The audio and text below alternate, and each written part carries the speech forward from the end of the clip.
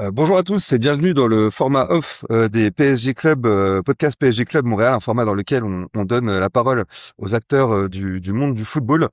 Aujourd'hui, j'ai la chance d'être avec celui que j'ai écouté religieusement pendant plusieurs années. Je pense que c'est celui qui a le plus fait évoluer ma vision du football sur ces 4 dernières années. On a la chance de l'avoir avec nous alors que il s'est mis un petit peu en retrait du monde des médias.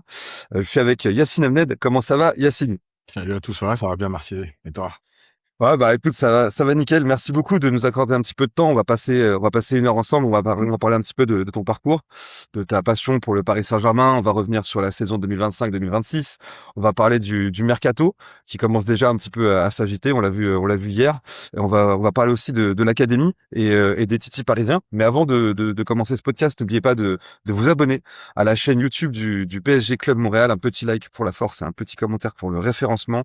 Vous pouvez également prendre vos passes pour à l'association. Ça vous donne accès gratuitement à tous les matchs diffusés à la Maison France Montréal. Ça vous donne également accès à des réductions sur le merchandising et des réductions sur les matchs du Paris Saint-Germain au Parc des Princes. Voilà.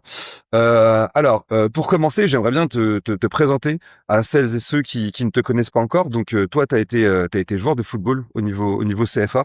Ensuite, tu as été éducateur, tu as notamment occupé des responsabilités importantes dans la formation du FC Evian Thonon-Gaillard. Tu as supervisé pardon, les catégories des plus jeunes jusqu'au U15. Ouais. Tu es également l'auteur de plusieurs ouvrages très critiques sur le football français. Le premier, c'est les hors-jeux pardon, du football français. Le deuxième, c'est Pourquoi le football français va dans le mur. Des livres que je vous recommande chaudement. Dans ces livres, tu dénonces les dérives de la formation française, la pression des parents, le recrutement de plus en plus précoce des jeunes joueurs et le manque de compétences de certains dirigeants et formateurs, donc des sujets qui sont de plus en plus d'actualité. Avant de devenir davantage connu du grand public, tu t'es fait remarquer comme rédacteur et chroniqueur spécialisé PSG chez nos amis de Paris United. Tu es également intervenu dans plusieurs médias du football français. Tu as aussi travaillé comme consultant et conseiller dans le football via ta structure YH Football Analyst and Consulting. Et récemment, on a appris que tu travaillais en Algérie depuis plusieurs mois pour un club de première division, le club de Ben Aknoun. Est-ce que tu peux nous parler un peu rapidement de cette nouvelle aventure algérienne, Yacine? Ouais, en fait, moi, ça fait plusieurs années que je voulais rentrer en Algérie pour travailler sur le foot parce que je pense qu'il y a un potentiel, parce que je pense il y a des choses qui existent déjà, mais qu'il y a un manque au niveau du développement des joueurs, etc. Et j'avais envie de le faire. On voit plusieurs pays africains, le Sénégal, le Maroc, qui travaillent sur la formation et qui arrivent à sortir des joueurs. Et je me disais à chaque fois, pourquoi nous, on n'y arrive pas? Bon, il y a eu l'exemple du Paradou, mais ça a été le seul exemple. Et donc ça fait plusieurs années que j'avais envie et cette année, l'opportunité s'est présentée donc j'ai rejoint le club de Benaknoun au mois de janvier. Là, on a travaillé pendant 6 mois. Là, c'est les vacances et puis je retourne, fin juillet, pour la reprise. Voilà, c'est une belle aventure. C'est un changement de vie aussi, mais bon, je connaissais très bien Alger, mais bon, c'est vrai que j'y vivais pas, même si ça m'est arrivé de rester plusieurs semaines, mais pas y Ouais. vivre. Et franchement, je suis, agréablement surpris. Je suis bien là-bas et surtout au niveau du travail, en fait, on me laisse travailler. On me demande pas d'avoir des objectifs à court terme parce que la formation, c'est jamais à court terme Ouais. et en fait, pour l'instant, tout se passe bien. Et c'est quoi du coup l'ambition finale avec ce projet? C'est quoi? C'est de créer des jeunes joueurs pour l'équipe 1 Ouais, de en fait, il y a 2 parties. La première, c'est évidemment d'alimenter l'équipe première avec des jeunes formés au club, et du coup, d'avoir quand même une philosophie de jeu au niveau du club. Mais c'est aussi, de pas être obligé d'aller acheter des joueurs, ou en tout cas moins. Mais c'est aussi, pourquoi pas d'essayer, de vendre en Europe parce que le foot, c'est aussi un business. Alors c'est beau, hein, bien le sûr. côté humain et tout, mais mais c'est aussi un business et les joueurs rêvent d'aller en Europe. Si tu vends des joueurs en Europe, automatiquement le club, les structures, les infrastructures vont grossir puisque tu vas avoir de l'argent. Donc le but, c'est aussi de vendre, enfin d'essayer de vendre le plus tôt possible, on va dire, mais bon, de toute façon, ça prendra du temps parce que la formation, c'est pas quelque chose qui se mesure à très court terme. Ouais, bien sûr. Mais moi, en fait, je voulais te le dire, je suis vraiment, quand j'ai appris ça, en fait, j'étais vraiment content parce que le football algérien a besoin de plus de gens comme toi. Et en fait, on le voit là avec le mondial, c'est pas évident. Il y a des choses qui sont incompréhensibles dans la gestion notamment de l'équipe nationale. Et je pense que ce peuple a le droit et a besoin d'avoir une belle équipe nationale et un beau championnat. Et en plus, enfin, tu l'as dit, il y a du potentiel chez les jeunes joueurs algériens et également chez les locaux et les binationaux, pardon. Donc, bah, j'espère qu'il y aura de plus en plus de gens qui franchiront le pas et qui emboîteront ce que t'as fait. Voilà. J'arrête un peu le patriotisme. Alors, on va parler un petit peu de parcours personnel pour commencer, parce que, enfin, moi, j'aimerais bien savoir comment est-ce que t'es passé de joueur de foot, passionné de football, à éducateur et consultant. Bah déjà quand j'étais joueur, j'étais plutôt intéressé, on va pas dire passionné à cette époque parce que c'est pas le mot, mais intéressé par l'entraînement, par les objectifs d'entraînement, par la tactique, par ce que les coachs mettaient en place, par le discours des coachs, par la pédagogie, etc. Et parce que je regardais beaucoup de choses déjà à l'époque. Je lisais beaucoup de livres sur plein de sports d'ailleurs, sur des entraîneurs, mais sur plein de sports. Et à chaque fois, je me disais que le foot était dans une bulle un peu à part et on se disait non, bah on peut pas faire ça parce que au hand c'est pas le hand, c'est pas le foot. On peut pas faire ça parce que le volley c'est pas le foot. On peut pas faire ça parce que le rugby c'est pas le foot. Et finalement, on se rend compte qu'il y a des passerelles entre tous les sports. D'ailleurs, Guardiola l'explique très bien dans un de ses livres. Et voilà. Et en fait, j'ai commencé à réfléchir à entraîner. Donc, j'ai commencé à passer mes diplômes, à entraîner chez les petits. Et très vite, je me suis pris au jeu. Alors, j'ai entraîné toutes les catégories jusqu'au senior. Mais c'est vrai que là où je suis le mieux, où je me sens le mieux, où je me sens le plus utile, c'est chez les jeunes. Peut-être que dans quelques années, j'irai voir chez les pros ou chez les seniors. Mais en tout cas, pour l'instant, c'est chez les jeunes. Et en fait, j'essaye de mettre en place des choses parce que je pense il y a, dans le foot, il y a trop de copier-coller. Ça veut dire qu'on fait parce on a été éduqué comme ça, parce qu'on a été entraîné comme ça, donc on refait après et c'est normal. Et en fait, non, tout évolue dans la vie et notamment avec les jeunes générations. Donc voilà, c'est un peu, voilà, c'est un tout. C'est-à-dire que quand j'étais joueur, la tactique, ça m'intéressait et puis après la formation et puis voilà. Et puis quand j'ai commencé à entraîner, j'ai vu le développement de certains joueurs, j'ai vu ce que je pouvais apporter en essayant de m'améliorer à chaque fois. Et voilà, donc je suis resté, je suis resté plutôt dans la formation, plutôt sur les jeunes, parce que c'est ce que j'aime en fait. Mais c'est ça. Et du coup, enfin, comme tu parles de formation, t'as passé de nombreuses années auprès des jeunes joueurs. C'est quoi disons la chose que t'as le plus retiré de toutes ces années d'expérience au contact des jeunes? Il y a plusieurs choses, mais la première, je dirais, c'est que les jeunes sont, en fait, nous sommes les éducateurs, les facteurs limitants des jeunes, parce que on a toujours l'impression qu'ils vont pas comprendre ça, qu'ils vont avoir du mal à le faire, qu'ils vont pas intégrer, etc. Et finalement, pas du tout. Ils sont tout à fait capables de comprendre énormément de choses, de s'adapter à énormément de choses. Il suffit de bien leur expliquer, d'expliquer aussi les objectifs parce que on n'est plus dans une époque où l'entraîneur dirige, met en place et puis tout le monde se tait et fait. Et en fait, ils ont besoin d'explications parce que le monde est comme ça aujourd'hui avec les réseaux sociaux, avec Internet, avec les vidéos, etc. Donc ils ont beaucoup d'explications, donc ils ont besoin de comprendre. Mais ils sont tout à fait capables de faire énormément de choses. La deuxième chose, c'est que l'entourage est aussi le facteur limitant parce que les joueurs sont devenus ce que j'appelle dans mon livre les tickets d'euro millions et que on les laisse pas grandir, on les laisse pas prendre du plaisir. On veut déjà Ah qu'ils ouais. soient professionnels, on veut déjà que ce soit un travail quand ils ont 13, 14, 15 ans. Et on se rend pas compte en fait du mal qu'on leur fait dans leur développement personnel, mais dans leur développement tout court parce que dans le foot, à un moment donné, on a aussi besoin d'être serein, de prendre du plaisir dans ce qu'on fait.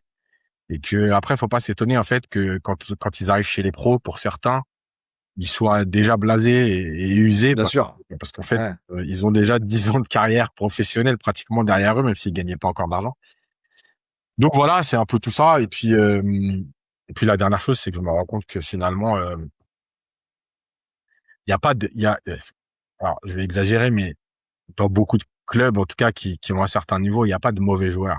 Il y a que des mauvais éducateurs qui savent pas développer les joueurs, qui savent pas les mettre en confiance, qui savent pas combler leur manque parce qu'en vérité tous les joueurs sont plutôt des bons joueurs mais après il suffit pas de rester sur leur qualité première et essayer de les développer ou en tout cas développer leur qualité plus essayer de compenser certains défauts, mais notamment l'intelligence de jeu. Ouais. Mais voilà, encore une fois, on en revient aux éducateurs. Ça veut dire que comme on est dans le résultat et pas dans la formation, bah, en fait, les problèmes des jeunes, c'est pas eux, c'est nous, quoi. C'est nous, je Ah, mais parle c'est nous au certain, sens ouais, ouais. large, c'est-à-dire tous les adultes Ouais, qui sont bien dans les sûr. clubs et autour des clubs. Bien sûr, mais c'est comme un enfant, tu sais, un enfant quand tu l'as à la base, il est vierge, il a rien de c'est ce que tu vas lui mettre dans la tête, hein, Mmh. qui va forger en fait, son avenir, quoi. Mais du coup, enfin, tu sais, t'as un regard assez critique sur le football français. Est-ce que t'as une expérience en particulier qui t'a donné envie justement de prendre la parole et d'écrire ces ouvrages Ouais, c'est ce justement? que bah, mon vécu, en fait, c'est tout mon vécu, Ouais, que ce soit dans les clubs amateurs ou les clubs professionnels. Parce que, parce que en vérité, le problème, c'est que, souvent notamment quand j'ai sorti les livres, très vite, le débat tourne autour de en fait, qu'est-ce que tu racontes puisqu'on exporte des joueurs, on les vend bien et on est champion du monde ou en tout cas, on fait 2 finales sur les dernières coupe du monde. Sauf que moi, c'est pas ce que j'explique, en fait. Ce que j'explique, c'est que si on travaillait mieux et différemment, bah, en fait, on serait encore meilleur et la France produirait encore plus de joueurs, encore plus de meilleurs joueurs. Et j'ai envie de te dire que au lieu de faire 2 finales de Coupe du Monde et une finale d'Euro en cette compétition, bah, t'aurais fait 5 finales. ouais, Voilà, c'est tout ce que j'explique en fait. C'est même, enfin, c'est le problème d'aujourd'hui, c'est que il y a déjà la nuance n'existe pas. ouais. Et le problème, c'est que quand tu critiques, on a toujours l'impression que t'es aigri, que tu veux juste taper. Même en fait, moi, quand je critique le football algérien, en fait, je suis pas là pour taper. C'est pas gratuit ce que je fais parce que ça m'intéresse pas en fait. Ce qui m'intéresse, c'est de comprendre pourquoi je critique, ce qu'on peut amener, parce que je fais pas que critiquer, j'amène des solutions. J'essaie d'amener des solutions. Donc voilà, et c'est tout mon parcours, mon vécu, les rencontres que j'ai faites, que ce soit dans les médias ou que ce soit dans le football professionnel ou amateur aussi d'ailleurs. Donc voilà, c'est tout ça qui m'a amené à avoir cette réflexion et en fait essayer de la partager plutôt que de dire, dans mon coin, de dire voilà ce qui va pas, voilà ce qui va pas. Non, j'ai avoir envie de partager mon expérience pour aussi essayer de faire prendre conscience aux futures générations d'éducateurs que le foot c'est pas binaire en fait. C'est pas parce que tu gagnes que t'es le meilleur et c'est pas parce que tu perds que t'es le plus nul, quoi. Ouais, c'est clair, c'est clair. Mais justement, ton parcours, est-ce que tu penses que ton parcours de formateur, il t'a permis d'avoir une vision un peu différente du Paris Saint-Germain de la plupart des autres supporters? Ouais, clairement. Clairement parce que alors c'est à double tranchant parce que j'ai compris certaines choses. On va prendre sur les 2 dernières années de ce que faisait Luis Enrique. Pas tout de suite parce qu'au début il y avait des choses qui me dérangeaient dans sa façon de voir le foot et d'imposer aux joueurs de faire certaines choses. Mais voilà, après j'ai compris parce que quand on voit le développement de l'équipe, voilà. Maintenant, ça m'a aussi «gâché» entre guillemets certains matchs, c'est-à-dire que bah en fait je regardais les matchs comme un éducateur ou comme un analyste et ça m'est arrivé de me rendre compte que je prenais pas de plaisir. Alors j'étais toujours content quand le PSG gagnait, et cetera. Ça, il y a aucun problème là-dessus. Mais je prenais moins de plaisir parce qu'en fait, je regardais les matchs d'une façon différente et je me disais tiens, s'il y avait pas ça, si on faisait ça, s'il y avait ça. Et donc et ça m'est même arrivé de faire des podcasts à l'époque et de me rendre compte que certaines personnes qui nous suivaient euh, faisaient cette réflexion dans les commentaires, notamment sur YouTube par exemple, de dire ah ouais, je vois plus le foot de la même façon et tout. Et à un moment donné, ça m'a même dérangé parce que je me disais en fait c'est pas votre métier Ouais. et en fait vous êtes là pour avoir des émotions. Et j'avais l'impression d'être celui qui gâchait un peu les émotions. Euh, la vérité c'est que les 2 dernières années elles m'ont pas donné raison, mais dans le sens où bah finalement on se rend compte qu'on peut très bien comprendre le foot, essayer de l'analyser, mais aussi avoir des émotions quand l'équipe te donne quelque chose. Et finalement, en dehors du fait que mes analyses gâchaient un peu mes émotions, c'est finalement ce que produisait le PSG qui gâchait mes émotions en vérité. Parce que C'est clair, c'est voilà, clair. aujourd'hui il y a plus de critiques à émettre entre guillemets. Il y a toujours des critiques, mais elles sont beaucoup moins importantes. Et en fait, on voit bien que les émotions que nous a donné cette équipe depuis 2 ans, même si moi je suis là-dedans, même si je voulais analyser, bah, j'ai analysé, mais j'ai pris énormément de plaisir à regarder cette équipe évoluer. Ouais, ouais, c'est clair. Mais justement, j'aimerais bien qu'on revienne un petit peu sur ta passion du Paris Saint-Germain, parce que bah en fait, avant d'être consultant et formateur, t'es avant tout un bousillé du PSG comme moi. Ouais. Ouais. Enfin moi j'ai plein de questions à te poser là-dessus parce que bah, t'as un ancien supporter comme j'appelle ça, tu vois, t'as assisté à la première finale de Coupe d'Europe du Paris Saint-Germain à Bruxelles. J'aurais des questions à te poser aussi par rapport à ça, mais la première c'est comment est-ce que t'es devenu supporter du PSG? Tout simplement parce que le premier match que j'ai vécu, j'avais même pas 6 ans encore. C'était la finale de la Coupe de France, PSG Saint-Étienne et 1982. Et en fait, bah, je sais pas, peut-être le scénario du match, peut-être l'issue finale, peut-être l'ambiance, peut-être le stade, je sais pas en fait tout. Enfin, j'ai pas assez de souvenirs à cet âge-là, mais ce que je sais, c'est que c'est ce jour-là que je suis tombé amoureux du PSG et que ça m'a jamais quitté. Ça a évolué en pire parce que ça a été de pire en pire. Mais que voilà, en fait, depuis cette finale-là, le PSG, ça faisait partie de ma vie. Je me rappelle par exemple que quand je partais en Algérie pour les vacances quand j'étais plus jeune, à cet âge-là, hein, 6, 7, 8 ans, bah les peu de fois où j'avais par exemple mon père qui était pas toujours là en vacances avec nous euh, au téléphone, bah c'était pour lui demander les résultats du PSG dès le mois de juillet. Donc voilà, c'est ce match-là et en fait ça m'a jamais quitté. C'était pas juste un one shot en me disant tiens cette équipe voilà. Après il y Ouais. a eu d'autres liens parce qu'il y a aussi des joueurs algériens qui sont passés dans ces années-là, Mustapha Daleb et Salah Hassad pour citer que les deux là. Euh, mais euh, mais voilà et puis moi j'habite à Paris, j'ai grandi à Paris, c'était mon Ouais. stade, c'était voilà, moi j'ai du mal avec le concept de si on n'a pas de lien, je parle. Quand on supporte notamment en France parce qu'après il y a certains pays où c'est compliqué de supporter des équipes du pays. Mais notamment en Amérique et en Asie, mais moi j'ai jamais compris que un mec qui grandit à Paris supporte par exemple Marseille ou Lyon quoi. Alors à part tomber dans les années où ça gagnait parce que bah finalement quand t'es petit tu supportes aussi des fois l'équipe qui gagne.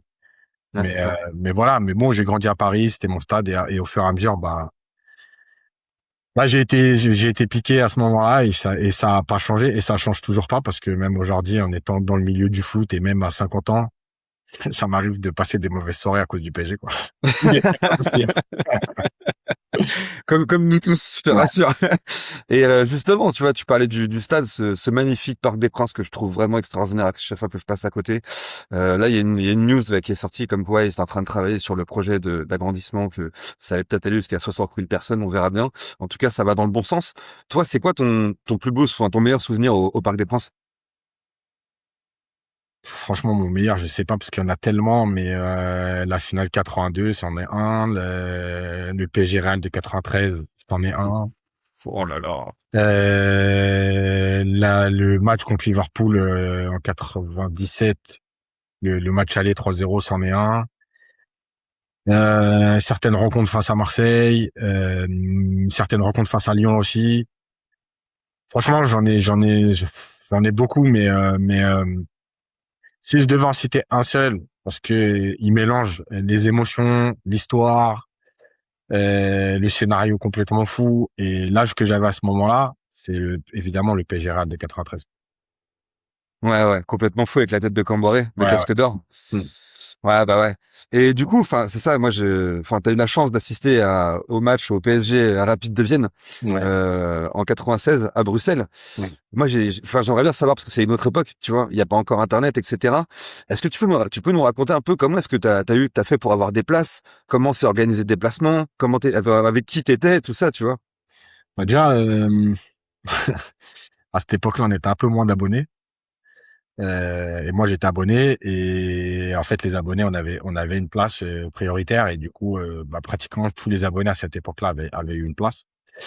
Le déplacement, il avait été organisé par le club, c'est-à-dire qu'on était parti, on avait eu rendez-vous à côté du Parc des Princes à Roland-Garros. On était parti en bus jusqu'à Bruxelles. Et effectivement, en fait, il y a que de ce match-là, de cette époque-là, il y a que les souvenirs qui sont dans ta tête parce qu'on n'a pas de téléphone portable, parce qu'on n'a pas d'appareil photo sur nous, parce qu'on peut Ouais, pas ouais. faire de photos, de vidéos. Et franchement, ça fait vieux con ce que je vais dire, mais Mais en fait, je crois que je préfère parce que dans mon téléphone, j'ai des vidéos et tout de Munich, je les regarde de temps en temps et tout. Mais le match de Bruxelles, il a une vraie histoire parce que c'est ta première finale, c'est la première finale du club en Coupe d'Europe parce que les clubs français n'en ont pas gagné beaucoup. Parce que c'est pas loin aussi parce qu'on se déplace facilement pour aller jusqu'à Bruxelles, c'est 3 heures. Et c'est moins galère que tout ce qui s'est passé là. Voilà, franchement, il y a plein de choses, mais et puis tu reviens, t'as gagné. Voilà, et puis à l'époque en plus, tu vois, c'est aussi le fait qu'il n'y ait pas de réseaux sociaux et finalement on se rend compte qu'on est tous un peu fous, c'est que on arrive sur Paris, il doit être 3 heures du matin. Ouais. Et en fait, à 3 heures du matin, avec mes potes avec qui on était partis, on prend la voiture et puis on se dit, bah, on rentre pas, en fait, on va sur les champs. Je sais même pas pourquoi, parce qu'il est 3 heures du matin quand même. Le match, il est fini depuis 23 heures. Bon. Et encore, je suis gentil quand c'est pas là. Et finalement, on se rend compte qu'on arrive sur les champs et en fait, il y a tous les mecs qui étaient à Bruxelles qui sont sur les champs et en fait, la fête, elle continue. Et pourtant, il n'y a pas de réseaux sociaux pour dire on se rejoint sur les champs, etc. Voilà, c'est ça la passion en fait. Et ce match-là, bah, il reste mémorable. Après, j'ai vécu aussi celle de Rotterdam. Alors malheureusement avec une défaite au bout, une défaite injuste en plus, contre Barcelone en 97. Ah, mais il y Mais avait, il y voilà, avait ça reste quand R9 même en des pointe, hein. souvenirs Ouais. exceptionnels parce que Ouais. parce que c'est des moments enfin voilà, le déplacement c'est pas, ça dure pas 30 minutes et il se passe plein de choses dans ta tête à l'aller, au retour. Voilà, j'ai vécu les deux, la victoire, la défaite et puis et puis voilà. Ouais, bah ouais. Et du coup, enfin, tu sais, t'as parlé un petit peu de Mustapha Daleb, Ouais. un petit peu auparavant. Et moi, j'ai entendu un journaliste dire que, en fait, la vraie légende du Paris Saint-Germain, c'était Safet Suzic, et que Mustapha Daleb, c'était une légende qui avait été construite. Qu'est-ce que t'en penses de ça, toi? J'aimerais bien savoir qui a dit ça parce que parce que c'est très très grave de dire ça parce que Daleb c'est la première idole du parc. Parce que Daleb c'est à l'époque un joueur qui refuse de signer notamment à l'Inter de Milan Ok. parce qu'il était attaché à Paris. C'est un joueur qui était est techniquement incroyable. C'est un joueur qui est resté pratiquement 10 ans au PSG. Donc franchement dire ça construite, franchement c'est vraiment ne pas connaître l'histoire du PSG et ne pas respecter même le joueur parce que c'est juste incroyable de dire ça. Ouais. La seule différence, en fait, c'est que ça fait Tuesday il fait partie de l'équipe qui gagne les 2 premiers titres et que, il reste 10 ans aussi, qu'il est champion de France, donc le premier titre de champion. Et qu'effectivement, il marque l'histoire du PSG pendant 10 ans parce que c'est un joueur exceptionnel. Et puis, le club grandit aussi, c'est-à-dire que on n'est plus dans les années 70, on est dans les années 80. Voilà, le club est en train de grandir, etc. Commence à jouer la Coupe d'Europe. Mais franchement, dire que la légende de Mustapha Daleb a été construite, enfin, moi, j'aimerais bien avoir le nom de ce journaliste parce que c'est vraiment n'importe quoi. Là, c'est un journaliste qui n'est pas à son premier coup d'éclat pour ce genre Ah, de ok, déclaration. ok. Voilà. Donc, bah écoute, merci beaucoup pour toutes ces informations. Moi, ça me régale. J'adore ça. En vrai, c'est trop stylé d'avoir ces récits et tout. C'est trop bien. Et même, je pense que les personnes qui vont nous écouter vont trouver ça hyper intéressant. On va parler un petit peu justement de l'actuel. On va se mettre dans le présent sur la saison 2020-2025-2026 qui vient de se terminer. Bon, c'était une pré-saison extrêmement compliquée avec une Coupe du Monde des clubs à rallonge. Les joueurs en avaient plein les pattes. On l'a vu, il y a pratiquement pas eu de vacances. Je crois qu'ils ont eu une semaine de vacances, pas de préparation physique, énormément de blessures pendant toute la saison, notamment pendant les deux premiers tiers de la saison. Est-ce que toi, au mois d'août, tu pensais que le Paris Saint-Germain allait réaliser une saison comme celle-ci? Aller réaliser, non. Pouvait réaliser, oui. Parce que, déjà, le groupe est jeune et que on sentait tout de suite qu'ils avaient envie d'aller marquer l'histoire et d'aller chercher une deuxième Ligue des Champions. Parce que Luis Enrique gère les temps de jeu de façon, j'ai envie de dire, scientifique. C'est-à-dire que peu importe le résultat du match, peu importe l'évolution du score, peu importe ce qui se passe sur le terrain, en fait, s'il a décidé que Désiré Doué sortait à la 60e, et ben il sort à la 60e. S'il a décidé que Dembélé démarrait pas et qu'il allait rentrer 20 minutes, et ben il entre 20 minutes. Et je crois que c'est ça la force de ce PSG. Alors après, on pourra toujours dire que oui, il peut se le permettre parce qu'il est pas en première ligue, parce que la concurrence est moins forte, parce que Il n'a pas besoin d'avoir son équipe type tout le temps pour prendre des points. Ça, il y a aucun problème sur ce débat-là. Malgré tout, on a vu des coachs au PSG laisser certains joueurs 90 minutes à tous les matchs parce qu'il fallait faire des stats, parce qu'il fallait pas vexer l'un par rapport à l'autre.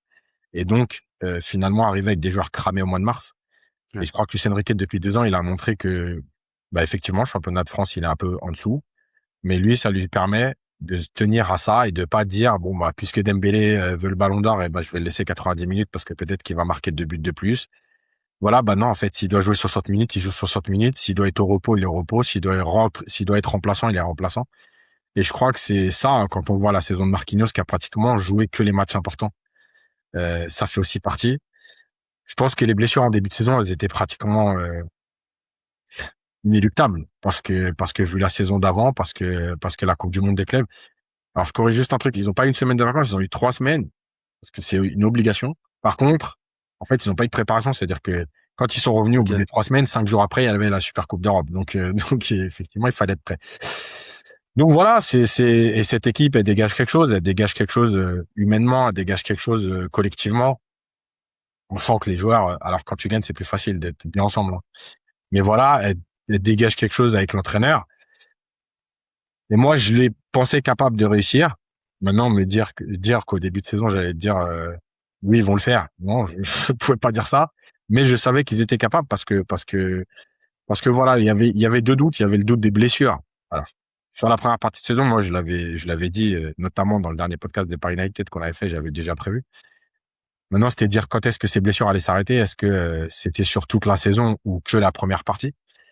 Et la deuxième chose, c'était un peu de se dire que euh, comment comment gérer un peu le calendrier avant la Coupe du Monde, parce qu'on sait aussi que c'est important pour ces joueurs-là et beaucoup n'ont pas joué de Coupe du Monde. Maintenant, dans la deuxième partie, j'ai été rassuré parce que le jeu s'est amélioré, parce que la condition physique s'est améliorée et parce qu'on a senti qu'en fait les joueurs étaient habités par cet objectif d'aller chercher une deuxième Ligue des Champions de suite. Bon, le titre de champion aussi, mais j'ai envie de dire celui-là, il est presque presque normal, c'est le minimum.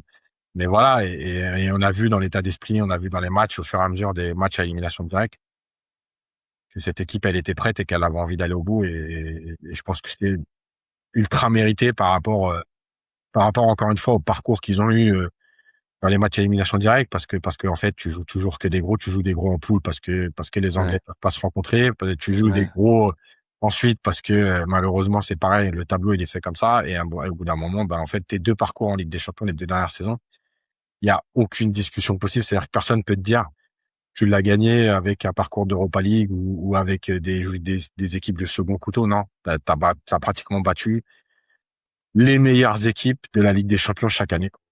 Mais t'as battu tout le monde en fait. C'est même pas de, Ouais, c'est, ouais. t'as tapé tout le monde quoi. Il y a même pas de, tu vois, tous les grands noms, tu les as cognés. Et justement, enfin, ça a été une saison, tu vois, avec beaucoup de rebondissements. Tu vois, il y a eu l'élimination en Coupe de France contre le PFC. Il y a eu la victoire au Parc des Princes contre l'Olympique de Marseille 5-0, victoire légendaire. Pour toi, c'est quoi le tournant de la saison? Le tournant, je sais pas s'il y a un tournant, mais évidemment le match contre l'OM, il est important parce que d'un coup tu te dis bon bah physiquement on est prêt et que si on a décidé d'accélérer, on va faire mal. Ouais. Après, t'as aussi malgré tout le match contre Monaco en 16e de finale qui est compliqué dans la gestion mentale du match parce que c'est un club français et c'est compliqué toujours, même si c'est la Ligue des Champions, même s'il y a la musique de la Ligue des Champions, toujours compliqué de te motiver dans un match comme ça. Et on l'a bien vu à l'aller et au retour que ça a été peut-être le match le plus compliqué en vérité aller-retour. Et tu passes pas loin d'une catastrophe sur le dernier coup de pied arrêté où Faes met la tête juste à côté. Mais je pense que c'est celui-là le tournant parce qu'en fait c'est la période où tu es dans le dur physiquement et où tu vas monter en puissance parce que c'est un match compliqué à gérer émotionnellement. D'ailleurs, on l'a vu après Monaco est venu te battre au parc en championnat. Alors, une fois, Ouais. c'est en championnat, mais voilà. Et je pense que c'est peut-être le vrai tournant, c'est celui-là. C'est-à-dire qu'une fois que tu passes ce match, bah, peut-être que dans la tête des joueurs, tu as fait le plus dur. C'est-à-dire derrière, tu joues des clubs étrangers. Donc déjà, tu es en Ligue des Champions dans ta tête. Parce que la préparation, elle était faite pour arriver au top après ce match-là. bon, bah, t'as fait des calculs et ils se sont avérés payants, voilà. Après, on aurait été éliminé contre Monaco, on tiendra un discours inverse parce que c'est le foot, mais je pense que c'est le tournant. Mais c'est vrai ce que tu dis parce que en fait moi, enfin j'aurais peut-être mis Chelsea parce que c'est vraiment tu sais, au match aller-retour de Chelsea où on commence à voir vraiment un PSG qui commence à se déployer, à devenir vraiment une machine de guerre. Mais c'est vrai que le vrai tournant, t'as raison, c'est Monaco parce que sans Monaco tu vas pas à Chelsea et on sent que ils sont encore un peu dans le dur physiquement à ce moment-là, tu vois. Ils Ouais, sont en train de clairement, bosser le clairement. Et foncier, ouais, ouais. Chelsea, le match retour, tu leur marches dessus. C'est-à-dire que c'est vrai que il y a la montée en puissance, mais en fait, elle est presque prévue. Monaco, c'est vraiment le match où tu faut que tu t'en sortes par le mental, mais t'es Ouais. pas prêt à le jouer ce match-là. Et d'ailleurs, on l'a vu, franchement, ça a été un des matchs les plus compliqués de la Ligue des Champions. Ouais, ouais. Mais du coup, enfin, tu vois, on va parler un petit peu de Luis Enrique parce que moi, je faisais partie des gens qui, quand on était 26e de la Ligue des Champions, je me demandais si vraiment c'était l'homme de la situation parce que bon, bah, il reproduisait un petit peu les schémas de l'équipe d'Espagne où il y avait une possession stérile, etc. Bon, il a pas été dogmatique. Il a réussi à mettre de l'eau dans son vin et on a vu beaucoup d'évolutions dans son style de management qu'on n'avait jamais vu en fait auparavant. Est-ce que tu penses pas que cette saison du PSG et de Luis Enrique, c'est la plus belle sur ces trois dernières années au Paris Saint-Germain? Je sais pas, franchement, l'année dernière, la deuxième partie de saison, elle est exceptionnelle, hein. Mais je pense qu'il arrive à un moment où il gère son équipe comme il en a envie. Et c'est très paradoxal ce que je vais dire parce que, en fait, dans la première saison, il y a Mbappé et c'est compliqué parce qu'il faut toujours adapter à Mbappé. La Ouais, deuxième saison, en fait, il y a une première partie qui est très frustrante parce qu'on sent que cette équipe, elle a des capacités pour faire mal dans certaines situations et notamment la transition. Elle est bridée par un coach qui a décidé que c'était la possession, la possession, la possession. Avec le recul, c'est facile hein, de dire finalement c'était le passage obligatoire pour lui pour maîtriser le tempo du jeu et dire ensuite maintenant bah on va pouvoir évoluer et faire de la transition parce que vous savez maîtriser la possession. Euh, mais cette année et donc il dit dans le fameux reportage qu'il aimerait tout contrôler le positionnement de chaque joueur. D'ailleurs, il prend une image qui est très très violente, c'est de dire si je pouvais mettre un coup d'électricité à chaque joueur à un ouais, moment donné, je le ferais. Mais cette année, on voit une équipe qui est plus libre, qui est capable de faire les deux, de jouer en transition, de jouer un peu plus bas, d'avoir la possession aussi, de jouer un football total pratiquement comme le match aller contre le Bayern. Donc, qui est capable de tout faire.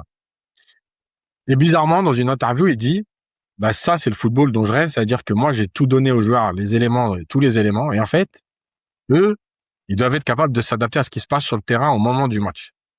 Et en fait c'est totalement paradoxal par rapport à la déclaration de la première saison et du reportage. ouais, Et moi là où je reconnais que je me suis trompé, c'est sur le fait que ce soit un entraîneur qui soit obnubilé par je me suis trompé à moitié, c'est-à-dire que il est obnubilé par la possession, mais en fait finalement son foot c'est pas que ça. Et son foot, c'est aussi de réagir par rapport aux événements du match et à ce qui se passe sur le terrain parce que le foot, c'est un rapport de force. Et tu peux pas dire, aujourd'hui, on prend la possession et si tu tombes sur une équipe qui est plus forte que toi dans la possession, bah, en fait, qu'est-ce que tu fais? Et bah, le PSG aujourd'hui est capable de répondre à cette problématique-là. Il y a d'autres problématiques, mais à celle-là. Donc, finalement, il a construit une équipe et c'est bizarre parce qu'en plus, c'est l'entraîneur que je voulais pas au PSG. Alors, pour d'autres raisons, parce que moi, je suis un peu débile des fois, mais, à cause de la remontada. Mais et c'est peut-être celui qui se rapproche le plus de ce que j'aime dans le foot, c'est-à-dire que moi je veux pas, enfin moi j'ai pas de conviction au point de dire, moi je veux que mon équipe elle ait la possession, je veux que mon équipe elle fasse de la transition. En fait moi je veux que mon équipe elle sache tout faire. Comme un étudiant qui n'apprend pas c'est le son par cœur, mais qui sait adapter chaque dossier à l'environnement, au contexte, au client. Bah moi je veux que mon équipe elle soit capable à un moment donné de dire bah ouais cette équipe là elle a deux attaquants très très rapides, peut-être que si on laisse trop d'espace on va se faire ouvrir, donc bah, tranquillement on va aller se mettre un tout petit peu plus bas, pas forcément bloc bas mais un peu plus bas, et on va jouer un peu plus direct. Tiens aujourd'hui cette équipe là elle est comme ça, donc on va prendre la possession et on va les déséquilibrer. Voilà, en fait tu t'adaptes pas à l'adversaire dans le sens où c'est eux qui dictent le jeu, mais en gros on a certains principes, et ensuite, en fonction de ce qui se passe sur le terrain, de la position de l'équipe adverse, etc., et de certaines individualités, bah, tu es capable de bloquer leurs points forts, mais ouais. de continuer à utiliser les tiens. Voilà, c'est presque en fait ce qui se rapproche le plus de ce que je vais faire. Et à la fin de saison, quand il a fait l'interview en disant bah, aujourd'hui les joueurs ils s'adaptent et c'est eux qui voient ce qui se passe sur le terrain et moi j'ai presque plus rien à dire. Bah, je trouvais ça bizarre par rapport à ce qu'il disait avant, mais je trouve ça exceptionnel parce que déjà ça veut dire que t'es pas juste un pragmatique, un dogmatique et que tu te dis c'est comme ça qu'on joue au foot et c'est pas autrement. Ça veut dire que tu t'es adapté aussi aux joueurs que tu avais, c'est une force. Et ça veut dire aussi que finalement, ton discours de je veux tout contrôler, bon, c'était un peu une façade, mais finalement, tu veux tout contrôler sans rien contrôler, en fait. Tu veux leur donner, mais après, Ouais. c'est plus toi qui contrôle. Donc, ouais, et franchement, je comprends quand tu dis que est-ce que c'est la meilleure saison. Je pense que c'est la saison où tu as le plus de certitude. Voilà, parce que finalement, l'année dernière, les certitudes, tu les as à partir de janvier, février, après le match, surtout après le match face à City. Euh, mais cette année, tu l'as pratiquement sur toute la saison et en Ligue des Champions notamment, même s'il y a un ou deux accros dans la phase de poule. Très vite, t'as montré que t'étais un candidat et que c'est toi qui maîtrisais pratiquement tous les matchs, quoi. Ouais, ouais. Mais comme tu viens de le dire, on a affaire à un PSG qui est capable de gérer en fait les différents scénarios d'un match, de s'adapter. C'est pas le cas de toutes les équipes. Il y en a pas beaucoup qui sont capables de faire ça. Là, donc on est double champion d'Europe. Là, il y a un mercato qui arrive et je pense que il va y avoir beaucoup d'argent qui va sortir de plusieurs gros clubs européens parce que je pense qu'ils commencent à se sentir un petit peu en retard par rapport au Paris Saint-Germain. Euh, Qu'est-ce que tu penses, toi, de la saison qui arrive? Est-ce que tu penses que le Paris Saint-Germain est capable de faire de la gagner une troisième fois? Déjà oui, clairement parce que moi je trouve que le niveau global du foot européen a baissé et qu'aujourd'hui le PSG est au-dessus de beaucoup d'équipes. Alors ok, certains matchs ont tourné un peu dans le bon sens, mais j'ai envie de te dire, quand c'était les Real qui faisaient tourner les matchs dans le bon sens dans les 5 dernières minutes, tout le monde trouvait que c'était la force mentale du Real, l'histoire du Real, Ouais, etc. Donc je vois pas pourquoi on rabaisserait le fait que c'était depuis 2 ans les matchs tournent dans le bon sens. C'est que tu le mérites et c'est que tu es allé les chercher et c'est que tu as la force mentale et c'est que tu as la force physique et c'est que tu as aussi le jeu pour te permettre ça. Je pense qu'ils sont capables de le faire aussi parce que ce groupe il est malgré tout jeune. Quand on sort de Dembélé, bon qui est pas un vieux mais qui a 28-29, des Marquinhos qui a 31, et tout le reste c'est en dessous de 25 ans. Donc, donc là aussi t'es sur un groupe de joueurs qui est très très jeune. Après, il faudra voir l'état, encore une fois, plus mental que physique, mais des joueurs qui vont finir la Coupe du Monde sur des déceptions, ouais. parce il y aura qu'un vainqueur, donc automatiquement il va y avoir des déçus. Faudra voir aussi, malgré tout, ce que la Ligue 1 te propose, parce qu'aujourd'hui tu peux te permettre de faire certaines choses en Ligue 1 et peut-être que l'année prochaine tu pourras pas parce qu'il y aura peut-être, je sais pas, hein, mais disons deux ou trois équipes qui vont tenir le rythme et donc tu vas être obligé de jouer les matchs différemment. Euh, Maintenant, est-ce qu'il faut du renouvellement? Moi, je pense que oui. Moi aujourd'hui, si j'étais entraîneur ou directeur sportif du PSG, moi j'imaginerais un très très bon joueur par ligne. Parce que je pense malgré tout que qu'il faut amener de la concurrence à Marquinhos et c'est pas Zabarni qui va lui faire concurrence. Donc Ah, ça, c'est clair, hein. il faut un joueur au milieu de terrain parce que Zaïre Emery dépanne à droite, etc. Donc des fois tu le perds au milieu mais au milieu il fait ses matchs. Hein, il a fait une très très belle saison. Ouais. Mais je pense qu'il faut amener un autre joueur parce que Fabian Ruiz a été blessé toute la saison et que tu sais pas ce que ça va donner l'année prochaine. Et en attaque, bah, tout dépend aussi de ce que Barcola va vouloir faire ou pourra faire. Parce que d'après ce qu'on lit, tu vas sûrement vendre Kanguini. Donc voilà, moi je pense qu'un joueur par ligne, un profil plutôt jeune, avec un gros potentiel, avec des qualités qui correspondent à Lucien Riquet, et un temps d'adaptation, parce que l'équipe type, elle va pas trop bouger, mais un temps d'adaptation, Non. c'est-à-dire qu'on va pas compter sur eux tout de suite, mais ils vont avoir le temps de s'adapter et ils vont participer à certains matchs importants quand même, etc. Moi, c'est comme ça que je le verrais. Ce qui est sûr, c'est que moi, j'aime ce que je fais le PSG depuis 2 ans, dans le sens où on arrête d'acheter 5, 6, 7 joueurs d'un coup, en vendre 8, renouveler la moitié de l'équipe et repartir sur un truc où il faut retravailler pendant 3 mois. Voilà, c'est en fait, on a un groupe, on va avec, on fait des retouches, parce que malgré tout, cette année, t'as Zabarni qui est venu, t'as Chevalier et c'est tout.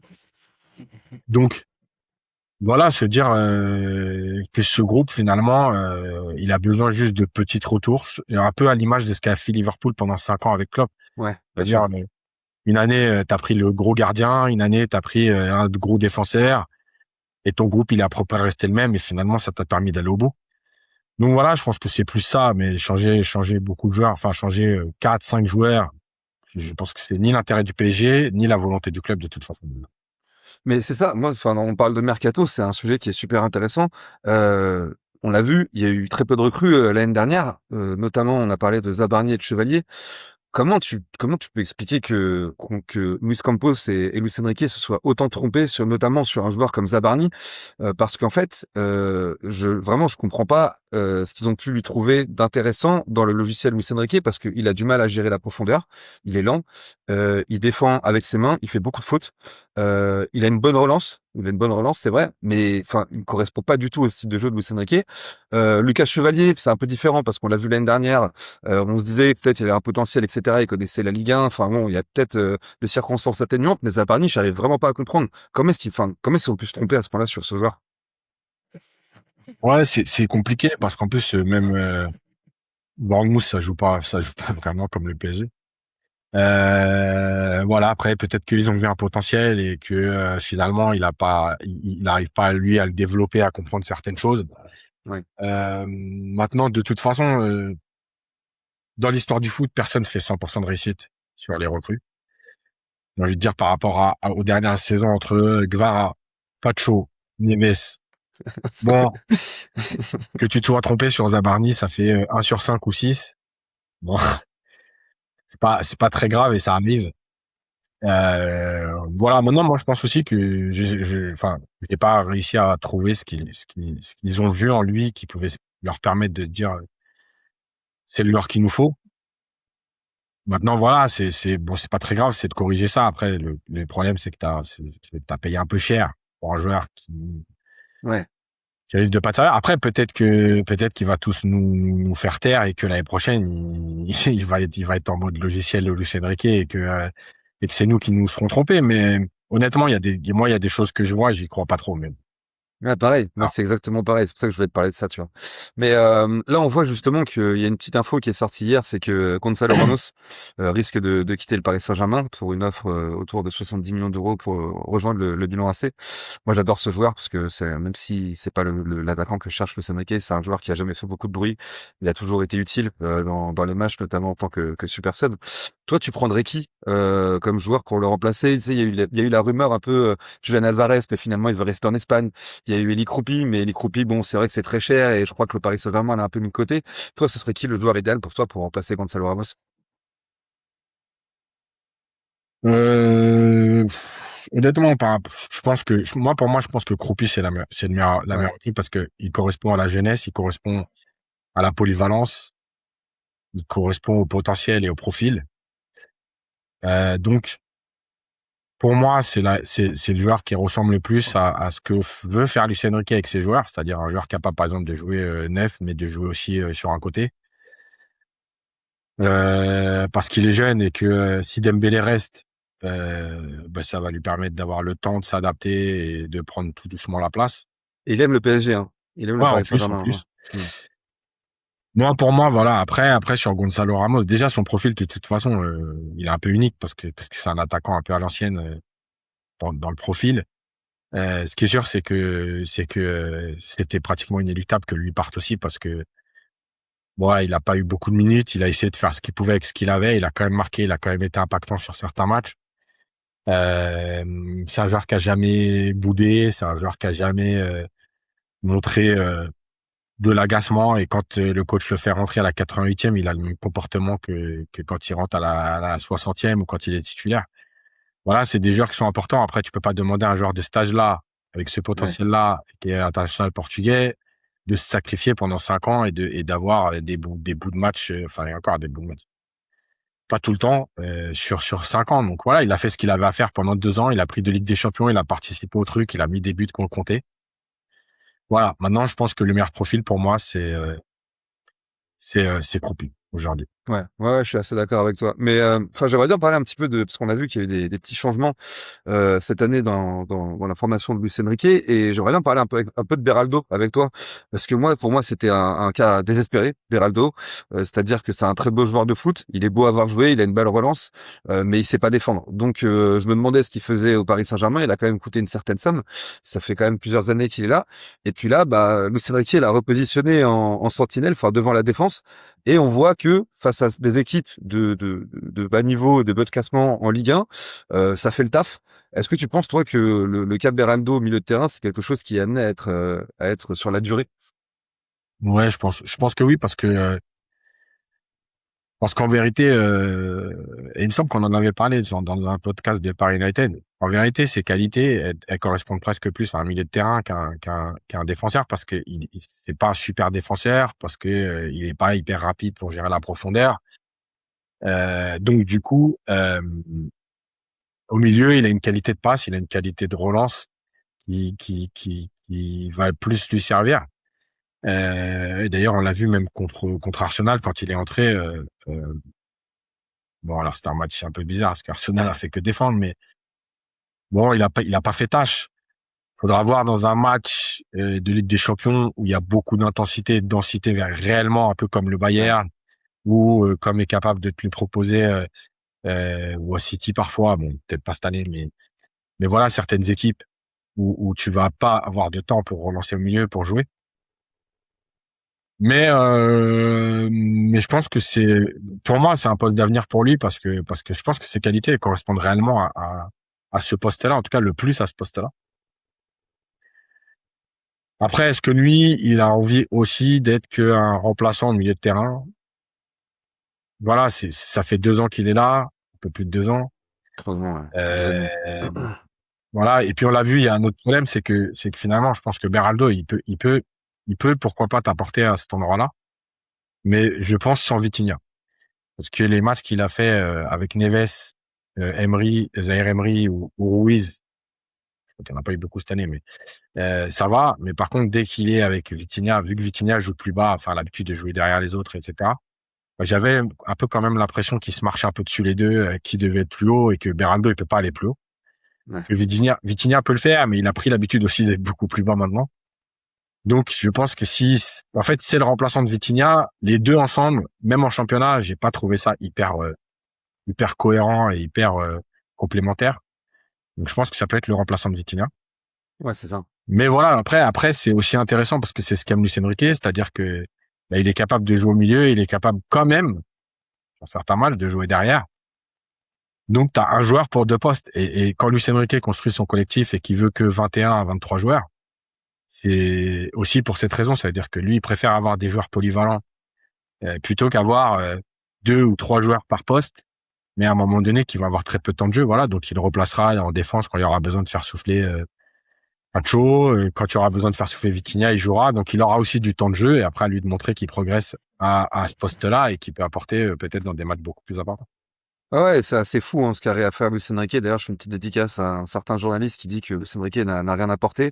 Enfin, penser à Beraldo en sentinelle et lui faire confiance et voir que ça peut fonctionner, c'est vraiment impressionnant. Et moi, enfin, j'étais à Budapest et je te garantis que quand il va tirer son tir au but, enfin, j'ai fait des traces à mes potes sur les épaules parce que vraiment j'avais très peur. Et en fait, quand tu le vois au ralenti, il le tire vraiment d'une Ah ouais, manière il est assez bien, très magnifique. bien. Il ferme son pied. Enfin, tu vois, c'est vraiment beau. Donc bah écoute, je suis content en tout cas de voir que Beraldo a peut-être de l'avenir au sein du Paris Saint-Germain. On va terminer parce que enfin je vais pas te garder non plus trop longtemps. Voilà. C'est déjà très gentil de nous accorder 1 heure. On va parler un petit peu parce que toi t'as été formateur, et t'es toujours formateur. Du centre de formation du Paris Saint-Germain.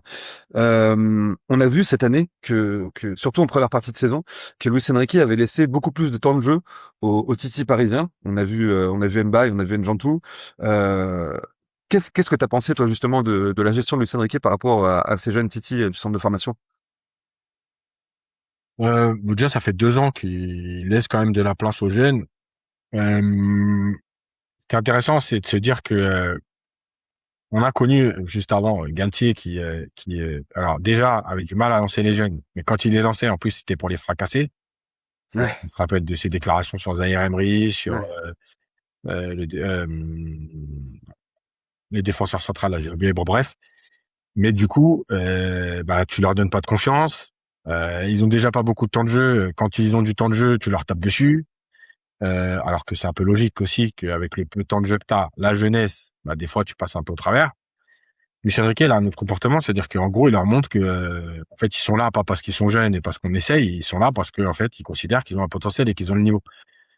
Et d'ailleurs, on l'a vu à Barcelone où pratiquement le PSG qui était à ce moment-là très très impacté par les absences et les blessures, est allé s'imposer à Barcelone avec les jeunes.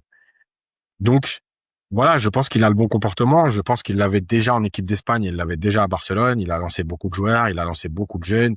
En équipe d'Espagne, il n'a pas eu peur de prendre un Gavi qui avait 8 matchs de championnat espagnol. Voilà, mais je pense qu'il transmet quelque chose.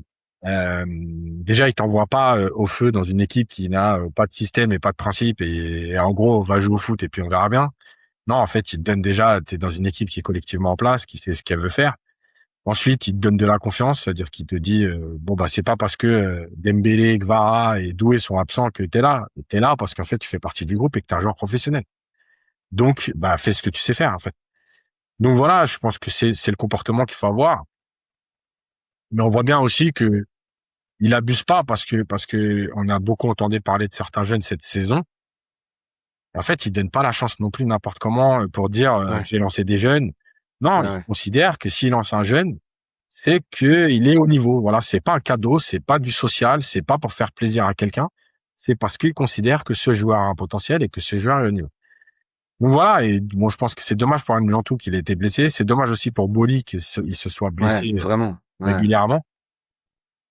Mais voilà, je pense que c'est encore une fois le coach qui correspond à la mentalité des jeunes au PSG, c'est-à-dire que il y a un potentiel à Paris, il y a un potentiel au PSG, et lui, il s'en sert, mais il s'en sert pas n'importe comment. Voilà. Ouais, ouais. Mais tu sais, il y a un espèce de fantasme un peu, parce qu'on sait tous que le plus grand centre de formation du monde, c'est la Masia, en tout cas l'un des plus grands, qui arrive à sortir quand même assez régulièrement des joueurs de très très haute qualité. Est-ce que tu penses qu'un jour le Paris Saint-Germain sera en capacité d'atteindre ce niveau de formation? Ouais, ouais, mais en fait, le truc, c'est que ça dépend toujours comment on se positionne, parce que finalement, la Masia, elle sort des joueurs, mais elle sort des joueurs pour le FC Barcelone, et souvent, très souvent, ces joueurs-là, quand ils s'exportent, ils ont du mal, parce Ouais, qu'ils ont des principes qui sont très très spécifiques. D'ailleurs, un peu comme les joueurs de l'Ajax aussi. Les joueurs, il me semble, hein, si je dis pas de bêtises, que sur les dernières années, le club qui alimente le plus les autres clubs, notamment la Ligue espagnole, en termes de formation, c'est le Real Madrid. Et les joueurs, par contre, bah, ils font leur saison parce que c'est une autre pensée de formation et que les joueurs sont peut-être plus à même de s'adapter à d'autres clubs que les joueurs de Barcelone. Ce qui marque, en fait, à Barcelone, c'est que les joueurs formés à la Masia, en fait, ils alimentent l'équipe première et il y a des résultats. C'est-à-dire que quand tu as du Gavi, du Yamal, etc., bah, en fait, tes joueurs, ils sont formés chez toi et ils vont loin en Ligue des Champions et ils gagnent des titres de champion d'Espagne. Donc c'est très très impactant. Il y a des joueurs aussi qui sont formés pour jouer ailleurs, hein, mais on les remarque moins, ils brillent moins. C'est comme un peu à l'époque le FC Nantes en France, c'est-à-dire qu'il y avait des super joueurs qui sortaient du centre de formation, ça faisait une très belle équipe, il y avait des résultats. Mais ces joueurs-là, quand ils sont partis, que ce soit les Pedros et tout à l'époque des années 2000, très peu ont réussi à s'imposer ailleurs. Donc voilà. Après, est-ce que le PSG est capable? Le PSG alimente énormément d'équipes, alimente énormément de championnats. Maintenant, je pense que les joueurs du PSG en jeunes, ils ont un problème, c'est que le premier contrat pro, ils ont souvent dès le premier contrat pro un salaire qui est important et que après, t'es toujours partagé entre est-ce que je veux garder mon salaire jusqu'au bout de mon contrat parce que malgré tout, c'est de l'argent. Est-ce que je suis prêt à diminuer mon salaire de moitié pour aller dans un club un peu moins huppé où va falloir faire ses preuves aussi, mais gagner moins d'argent? Et finalement, souvent, les joueurs du PSG, les jeunes, ils sont un peu pris dans tout ça. Et ce qui fait qu'ils jouent moins et on les perd au bout de 2, 3 ans. ouais, Mais c'est des joueurs qui souvent ont la capacité de s'imposer dans beaucoup de clubs de Ligue 1, par exemple. Parce qu'en plus, ils ont souvent des capacités athlétiques très importantes.